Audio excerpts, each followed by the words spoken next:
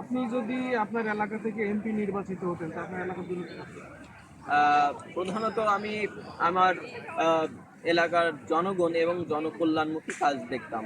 আমি দেখতাম যে আসলে আমার এলাকার কোন কোন সেক্টরে সমস্যাগুলো আছে, এবং সেগুলোকে সমাধান করার চেষ্টা করতাম। এবং আমি যখন এই কাজগুলোর বাজেট প্রণয়ন আমার কাছে আসতো, বা আমি এইটা দায়ভার আমার কাছে আসতো, তখন আমি এগুলো আহ, দেখতাম যে আসলে এই কাজটি সঠিকভাবে হচ্ছে কিনা।